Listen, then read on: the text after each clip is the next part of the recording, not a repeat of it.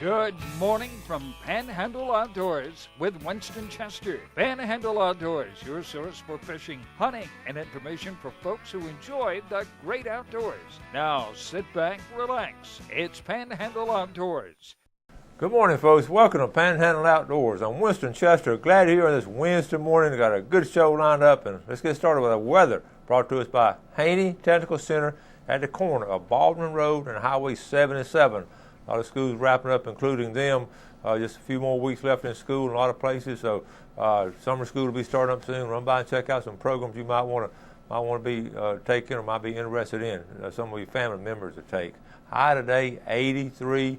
Low tonight is going to be 65. Now that's the good. It's been beautiful all week, and it continues. Looking at the long-range forecast, the first thing I see is Saturday is getting up to 30 to 40% chance of rain Saturday. But I know, this whole week's been pretty, so I'm planning on going out Saturday. I don't know about y'all, but we're going to go ahead. I mean, 40% chance of rain means 60% chance it's not going to rain. So we'll take more of a close look at it as we get on into Friday.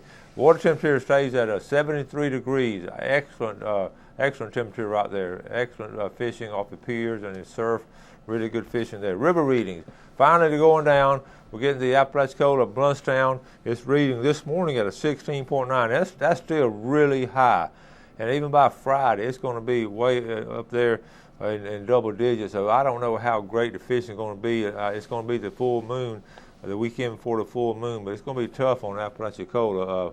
You're going to find some spots where you can get out of that high water. Chalk-to-Hatch is dropping off really fast. From Caryville is reading 11.6. And it's going to be by Saturday morning, they're looking around 7. Now, that might be a really, really good fishing. I'm debating, I'm going to try to do some freshwater fishing this weekend. I don't know whether to go to the Big River or over to Chalk-to-Hatch River. So I'm going to watch it another day or two and see what happens. Okay? Tide chart brought to us by Kent Forest Lawn Funeral Home and Cemetery. Looking on the screen there, we got a high tide, low tide now is going to be 120. Today is Wednesday, May 7th. Low tide is 120, so it's coming on in. It's going to be a high tide at 3:23 this afternoon. We've only got a 0.8 foot range, and the next 3 or 4 days, it looks like some neat tides coming up. All right? Marine forecast south-southeast at 5 to 10. All right? We'll take our break and be right back.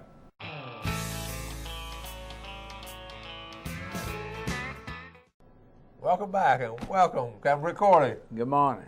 We sit here talking about, everybody and a brother looked like they were out this past weekend in a boat. There were just a lot of folks out in boats. Oh, yeah.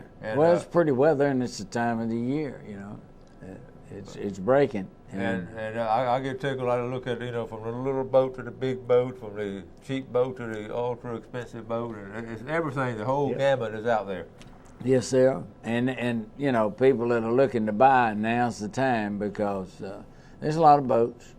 There's some of them for sale. Some of these people with this downturn that we had in the economy is It's a buyer's market still? Yeah, it's still a buyer's market. And what it is, there's some people that are moving down, Yeah. And there's some people that now the prices are down, they're moving up too. I mean, it's a good time to buy. Well, you look at the whole thing, Rick, we talk about a lot, and of course we love fishing and all, so I mainly go out to fish and all, but there's a large segment of people just like to get out and go boating. Yeah, I just love being out on the water. And they go over to Shell Island for the weekend, the kids get in the water, splash around, they converse with their friends, and just a lot of people just ride out of Shell Island on pretty days and ride around. It's relaxing just to get out and move around on the boat. And we got one of the prettiest inland bays in the whole world. You've seen a lot of bay systems. Yes, I have. And this is a gorgeous place. It's kind of, if you're ever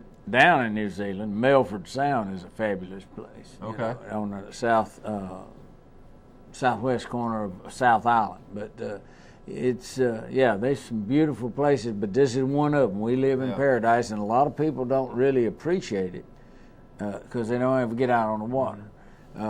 They're locked landside working and everything else, but if they could, they need to get out on the water. Well, and what strikes me, Rick, is the diversity of the bay systems we have here in the Panhandle. Yes. You have Choctawhatchee Bay, fed by the Choctawhatchee River. Then you have the St. Andrews Bay system. and it's West Bay, East Bay, North Bay, and then you go down to St. Joe Bay. It's a completely different bay. Right. And you go down to Apalachicola Bay. It's completely different again. And again, all that diversity in one area. Yep. And so listen, if somebody's looking for a boat, there's a couple of pointers for them now. If they're going to buy a good used boat, what are a couple of things they need to look for? Well, if it were me, I would definitely have a survey done, simply because you wouldn't want to buy a car, for example, without having a mechanic check it out. Mm-hmm. And of course, in a boat, you'd want to have the engine checked out by a good engine mechanic, and a surveyor do moisture meter readings, a percussion test if it's fiberglass. If it's aluminum or steel, you'd have to do an audio gauge if you hadn't had one done in a while. You want to check the things out, and a lot of people say, well, I've had boats. That's fine, or I'm a captain. That's fine, but you don't get trained what to look for on a day-to-day basis, and there are certain requirements. Right now, there's a school going on over at Emerald Grand in Destin that is being sponsored by Legendary Marine, that American Boat and Yacht Council are showing them the standards of the ways to do installations for all systems like air conditioning, plumbing, fuel, water, electrical, generators, the whole 9 yards. And for those people that are in that class, they got 22 people. Most of them are people that work in service departments that are, making sure that when they repair something, they do it to those standards. Mm-hmm. Well, when you buy a used boat, you don't know who's been doing work on it, and he may have been a certified person that knows what to do, but you may have had somebody that don't know, and they go in and use extension cord or electrical cord in some of the electrical system. Well, that's dangerous. You can wind up with a fire. Well, how can you tell if your place you're going to is certified and all? Most of them will tell you that if they have ABYC certified technicians. For example, Scott Barnes with Panhandle Marine Controls, he's an ABYC certified technician. Lee Spiva is an ABYC certified technician. And most of the places do have at least one or two people that there are other people can go to and say, hey, what do I do here? Okay. All right, we're going to take this break. We'll come back with some pictures, and we'll also talk about, what are you looking for in the hull of a boat if you're going to buy a used one. So let's take this break, and we'll be right back.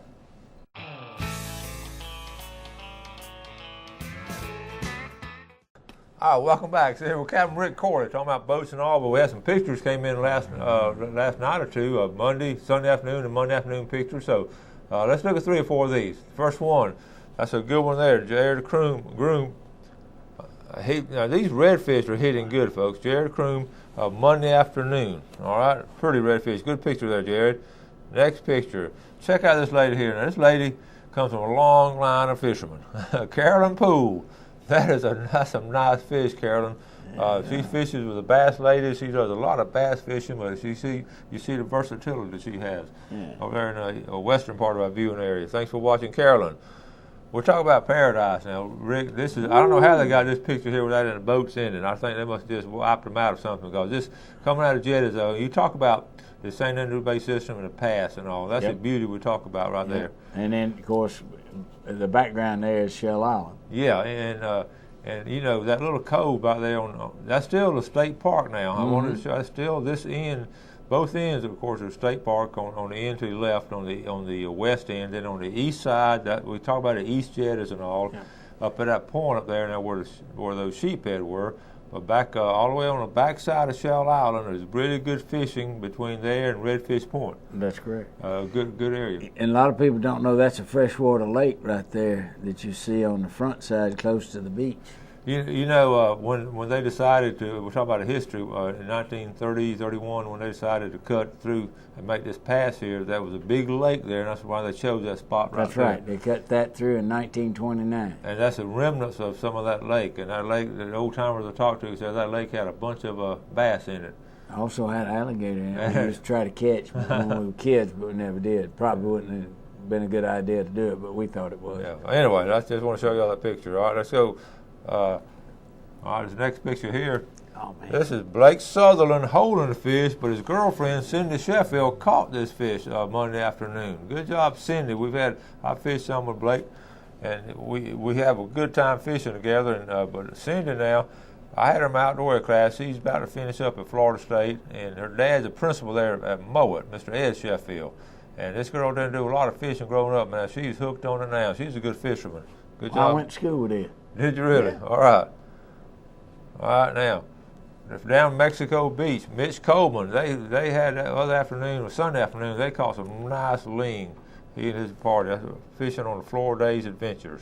Captain Mitch Coleman, okay. Oh, nice king. And then a nice king here. We were talking about the kings and all, and are they running and all. That's Jason White, Sunday afternoon, fishing with my cousin Graham Lovett. And it got a little windy. I talked to people about fishing Sunday and all, and it got windy, a little choppy that afternoon, you can see. But a lot of times that condition right there, it really helps your fishing. I like it a little bit choppy like that. Mm-hmm. Okay, that catches up on our pictures and all.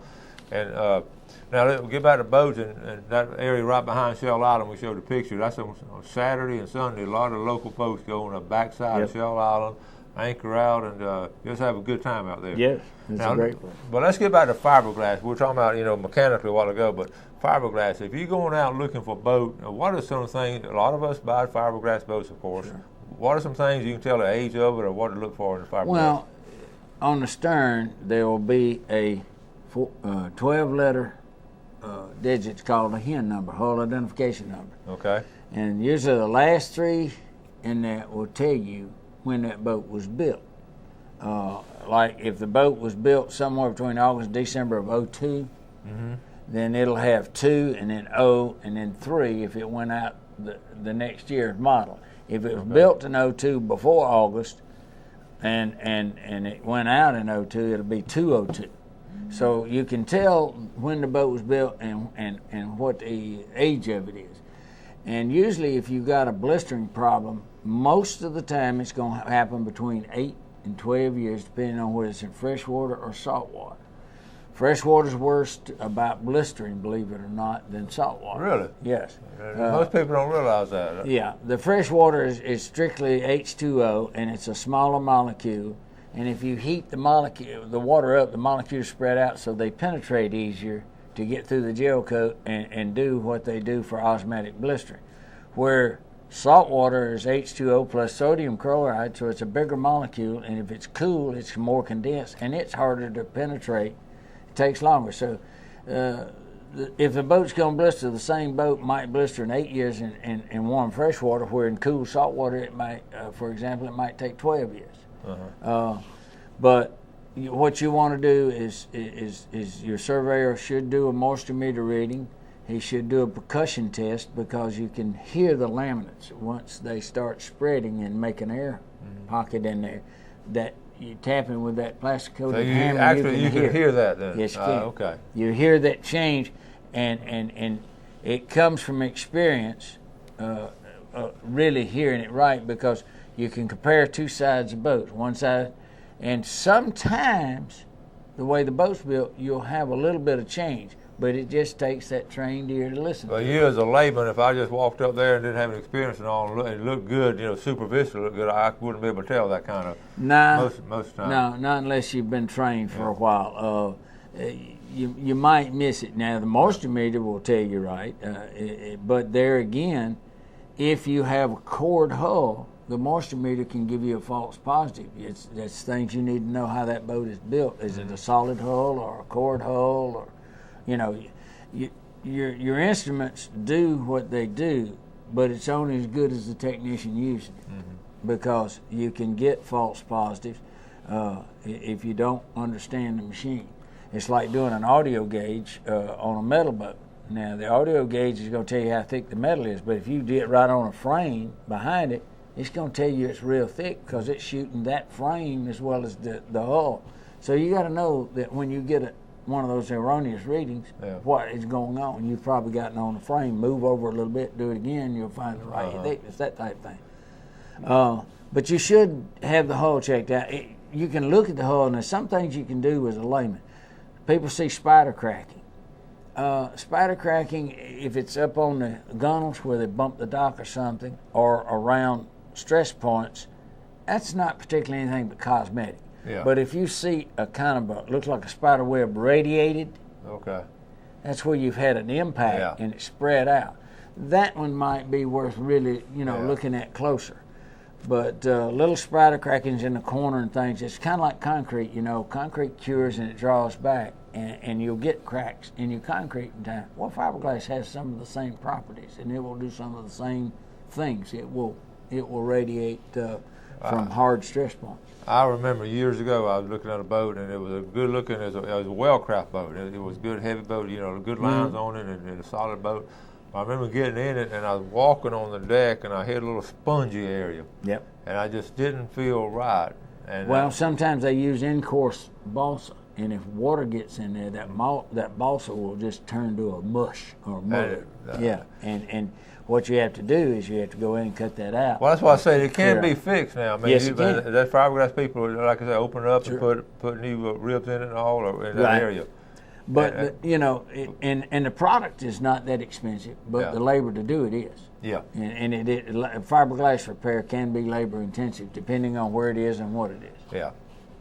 Okay, we're going to take our final break, come back and talk about maybe you want to customize your boat, what all it takes. Okay, we'll be right back.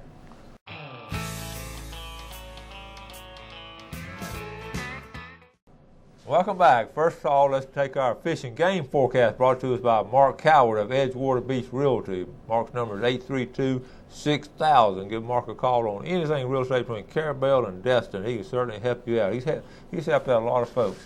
Look, the time this morning, you're looking at 7:09 to 9:09. Right to the show, just take off somewhere, call the boss and say you want to go fishing. Rick Cordy said it's okay. He's going to excuse you. This afternoon, we're looking at later this afternoon at 7:31 to 9:31. That's about a 12-hour swing right in there. So two good opportunities and all. We were talking about tomorrow. Now I'm going to have some video on the. Don't want to miss tomorrow. The video on the pompano fishing I did Saturday morning turned out real well, and I got a lot of folks asking me how I caught those pompano. I show you exactly how I caught them, exactly what I used, and you're going to be surprised how. I'm changing my tactics. I've fished with pompano all my life, and I'm changing, at this point in time, I'm changing my tactics of fishing for pompano just because of what I found out Saturday morning, so you don't want to miss. And also, don't forget on Sunday morning, every Sunday morning at 6:30, Cast and Call Outdoors with my granddaughter, 13-year-old Whitney Woodrick. And folks, I've watched these shows, and I haven't had the privilege to see them ahead of time. I'm just like you, watching them on Sunday morning at 6:30. And I have really been pleased with how they had it set up and the photography and all. This is like you see on Outdoor Channel. So I may try to get some of their videos and show on the show here every now and then because it's really good quality stuff. So don't miss Cast and Call Outdoors. Okay, we were talking about boats again, but before getting that, we were talking about motors and all, and you told me a good place to go buy motors and where a good mechanic was. Yeah, BJ and Roger. I bought a Tohatsu. Our sponsor now, BJ Marine. Yes, I bought a Tohatsu from them. Oh my goodness, probably 3-4 years ago. Okay, and it is an outstanding motor. Most people don't know that Tohatsu makes about 80% of all the outboards made, or the parts for them. They're a huge manufacturer in Japan, and they're just a very good engine. I know, and listen, I'm so excited because today I'm going over to BJ's and pick up, hopefully today, I ordered a brand new 20 horsepower Tohatsu. I have my dad's old boat, and I'm not going to get rid of it as long as it's going to be in my family as long as I live. And his old boat, he fished on Oklahoma River and Teloja Creek and all that, so I'm getting a new engine to go on it. And at first, when the Tohatsus come out, I was a little sort of there, but everything I've heard about Tohatsus have been really good stuff. My son-in-law and daughter decided that since they had a little one that they wanted to have a boat. Mm-hmm. So on the way back one time from a survey, I ran across a boat over there, Cape Horn, a little 16-foot Cape Horn, which is a good solid little boat, but it had an old wore-out engine that just about wouldn't get on a plane with two people on the boat. I mean, it was tired, but it a fellow wanted one. He liked it, and he had a smaller boat. And he says, I'll buy that from you. So I sold him that, and then I went over and bought a brand new Tohatsu. And I was thinking 4-stroke, but I knew they were heavy. And when I talked to Roger, he convinced me that he said no. He says you won't be happy with it, and he made good sense when I talked with him. So I said, okay, tell you what. You put on there what I can have, and one thing, when you're putting a new engine or changing like that, be sure and look at your capacity plate on your boat, because if it's rated for 90 and you put 100, you don't have insurance. Because that's exactly right. Good point. You don't want to exceed your capacity plate for horsepower for that boat. And remember, a 4-stroke is much heavier than a 2-stroke, so it's going to change the center of gravity of that boat. So I went back with a 2-stroke Tohatsu 90, and I'm very pleased. And of course, he told me a little trick about putting a Cobra fin on it, which, man, that thing, it flies. I mean, it'll jump right out of the water. And this information, unsolicited here, is coming from a guy who knows a lot about motors, and we're just talking about it off the air. So let's talk about that in a minute. So, yeah, but Roger knows more than I do. You say he's forgot more than most people know. Oh, man, he is one of the best outboard mechanics I've ever met. And what I did, you mentioned a good point. I took my boat over there, my dad's old boat over there, and just parked it in there. I said, Roger, this whatever you think's going to fit on here. I thought anywhere from a 15 or 30, whatever. We ended up, he looked at the boat. It's an old Cherokee, for the old timers, old Cherokee boat that was built here just for river fishing and all. And I had Paul up there, professional fiberglass, refiberglass and all. But anyway, we decided to put a 20 on it, so hopefully I'm going to get it today. Yeah. All right. Well, Rick, we're about to run out of time again. Yeah, but, I know. Last words on looking for boat, though. Just be careful and make sure. Yeah. In other words, even a new boat, it comes from the factory, and it's either came on a truck or it's on its own bottom, and something could have happened en route. It's not a bad idea to survey any boat before you buy it. That way, you can catch something, because as the old saying goes, they're more likely to fix it before they get the check than after. Oh yeah, that's true. If you have any questions on boats or anything, give Rick a call or give me a call, and I'll email him and ask him and find out. But Rick's our boating expert. Always glad to have you on, buddy. Thank you. You have a good day today. Folks, listen, we're always talking about doing something good for someone, and I'll continue to do that. I get a lot of good reports from people just doing things that are spontaneously for other people. So you do that, do something really good for someone today, and you have a great day. God bless. Thanks for joining us for Panhandle Outdoors with Winston Chester. Panhandle Outdoors features hunting, fishing, and other activities and information to help you enjoy the great outdoors. Join us next time for Panhandle Outdoors.